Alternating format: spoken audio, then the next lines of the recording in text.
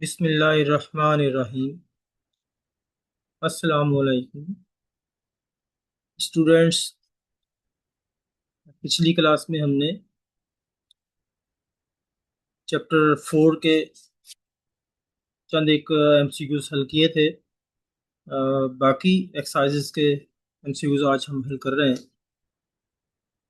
तो आइए इसको शुरू करते हैं। पहला एमसीक्यूज है, if a equal to 1 r is equal to 1/2, then the sum of infinite geometric series is। देखें, इनफाइनाइट ज्योमेट्रिक सीरीज और n term of a series, इनमें फर्क है।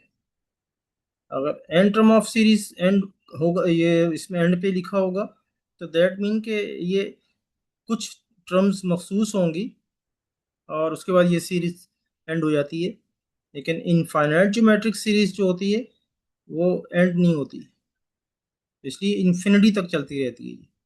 तो उसके लिए फार्मूला ये है, a/1 - r। तो सम टू एन टर्म के लिए फार्मूला आपने नोट किया था। ये फार्मूला था Sn = a into 1 - r⁻n/1 - r when r is less than 1। Greater than 1 होता है तो फिर ये रिवर्ट हो जाता है r⁻n - 1/r-1। अगर इसमें से ये पार्ट हटा दिया जाए ब्रैकेट वाला, तो ये ज्योमेट्रिक सीरीज का सम का फार्मूला बन जाता है। इस तरह से याद करेंगे तो आपको याद करने में आसानी होती है ये फार्मूला।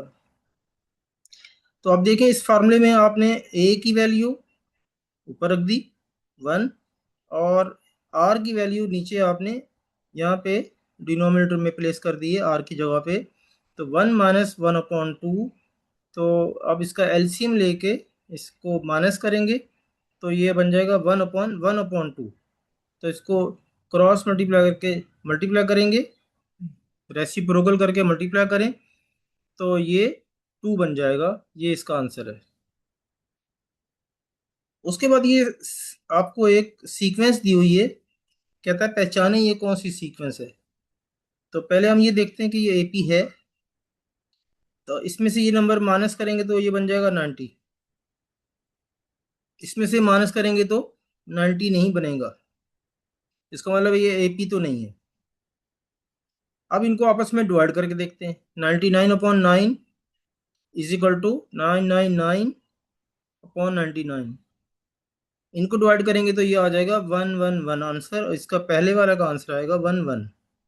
तो दैट इज के ये इक्वल नहीं है, इनका रेशो भी इक्वल नहीं है और डिफरेंस भी इक्वल नहीं है। तो इसका मतलब ये होगा कि ना ही ये एपी है ना ही ये जीपी है। तो इसलिए हम लिखेंगे कि ये नॉन ऑफ दीज है, ना एपी है ना जीपी है। और एचपी जो है वो एपी का रेसिप्रोकल होती है। तब एपी नहीं है तो रेसिप्रोकल भी एपी नहीं होगा।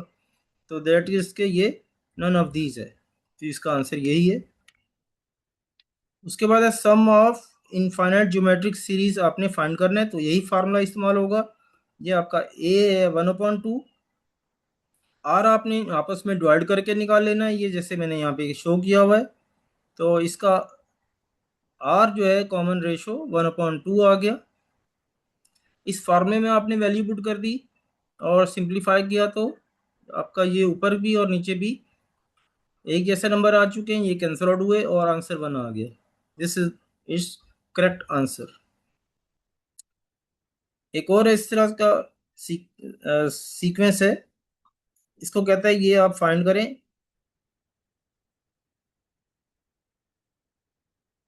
इसका सम फाइंड करने के लिए वही फार्मूला आप लगाएंगे। आर आप पहले निकालेंगे और फिर उसके बाद इसको आपस में फार्मूले के अंदर वैल्यू पुट कर देंगे तो आपका ये आंसर आ जाएगा a/1 - r।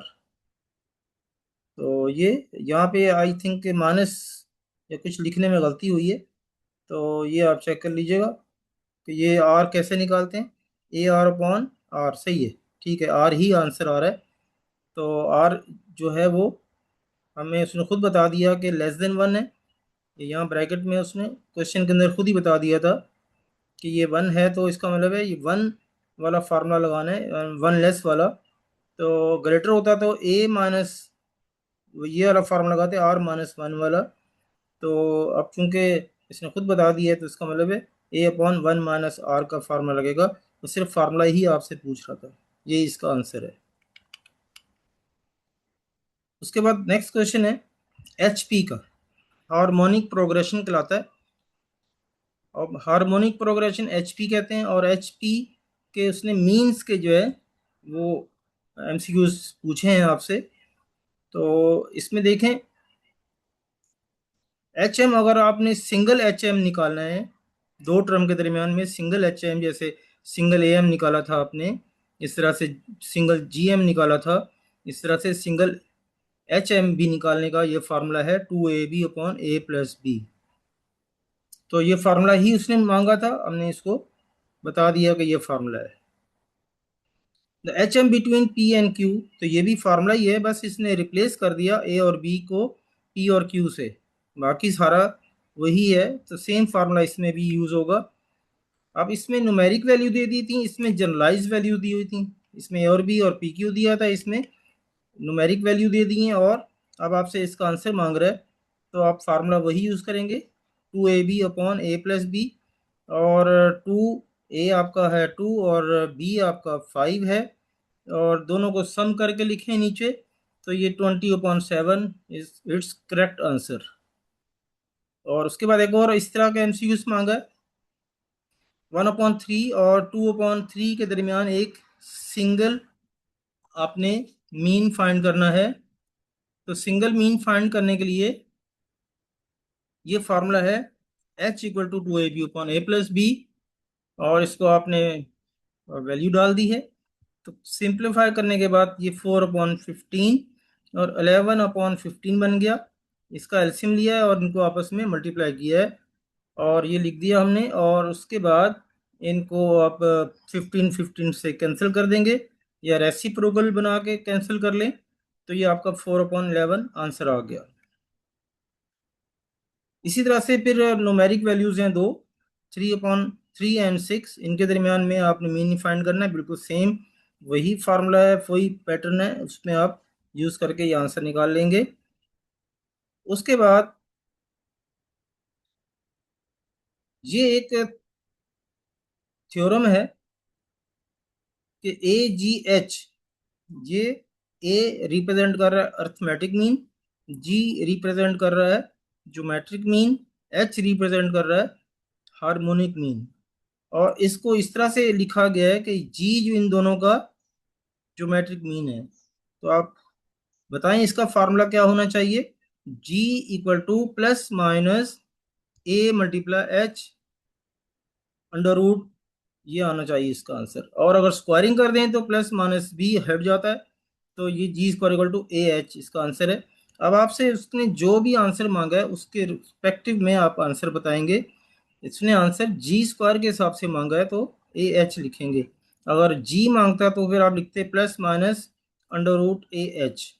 तो आप ऑप्शन देख लिया करें कि आंसर में आपसे G मांग रहा है तो इसका स्क्वायर रूट करके आंसर लिखेंगे, और अगर स्क्वायर्स के हिसाब से मांगे तो फिर ये स्क्वायर रूट नहीं लगाएंगे।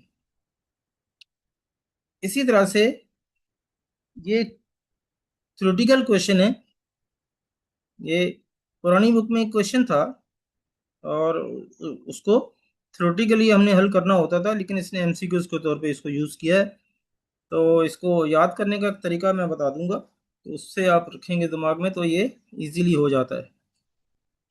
A B C R in HP, यानी ये तीनों HP के अंदर हैं। और फिर वो कह रहा है कि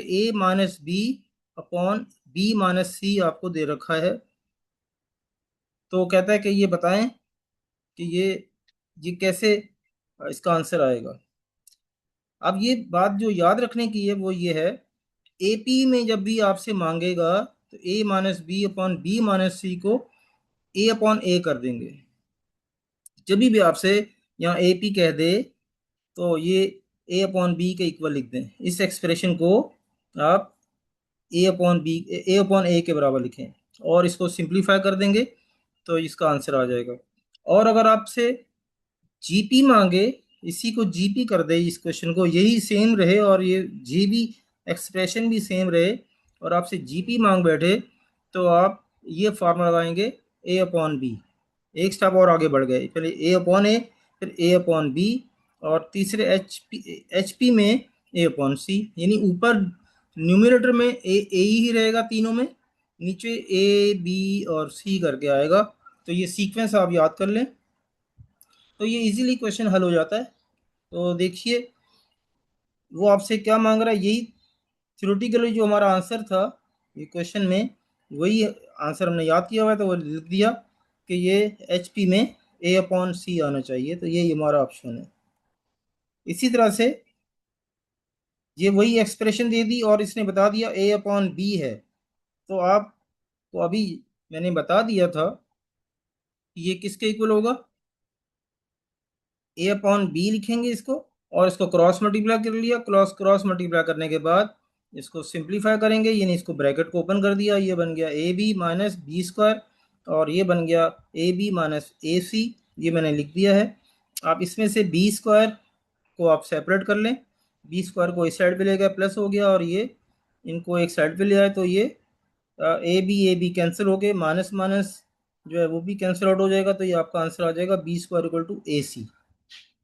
तो ये आपका, जब ये आंसर आ रहा है तो इसका मतलब है कि ये जीपी है। बी स्क्वायर इक्वल टू ए सी किसका फार्मूला होता है, कि बीच वाली जो टर्म होती है ये, अगर इन दोनों के प्रोडक्ट के बराबर हो तो दैट मीन कि ये जीपी होती है, तो ये जीपी का आंसर आ गया। उसके बाद if a g h are respectively A M G M and H M, तो इसका यहाँ पे एनालिसिस है कि अगर हम इसका एपी फाइंड करेंगे, जीपी निकालेंगे और एचपी निकालेंगे, तो सबसे बड़ा आंसर अर्थमेटिक मीन का होगा, या इक्वल होगा या बड़ा होगा, फिर ज्योमेट्रिक मीन का बड़ा होगा, उसके बाद सबसे छोटा आंसर एच एम का होगा। तो ये एक एनालिसिस है, और इसका मैथमेटिकली अगर कोई नंबर डाल के हल करें तो इस तरह के ही रिजल्ट आएंगे। तो ये एक किस्म का थ्योरम है, इसको आप भी याद कर लें, ताकि ये रिज़ल्ट आपको प्रूफ करने के लिए टाइम वेस्ट ना हो। तो ये आप याद कर लेंगे। इस तरह से चैप्टर 4 के जो एमसीक्यूज़ पास पेपर के मेरे पास मौजूद थे वो मैंने सारे आपको हल करा दिए हैं, और मुझे उम्मीद है कि आपको ये अच्छी तरह से समझ आए होंगे, और आप इसकी प्रैक्टिस करेंगे, और इनको कुछ को प्रैक्टिस करने के बाद जो थ्योरेटिकल होते हैं उनको दिमाग में रखेंगे, फार्मूलाज याद करेंगे, तो मुझे उम्मीद है कि आप इसमें कोई गलती नहीं होगी और आप पूरे मार्क्स इस तरह से हासिल कर सकते हैं। आप इस दुआ के साथ अल्लाह ताला आपको बहुत खुशियाँ दे, आपको कामयाबी कामरानी अता फरमाए। अल्लाह हाफिज़, बेस्ट ऑफ लक।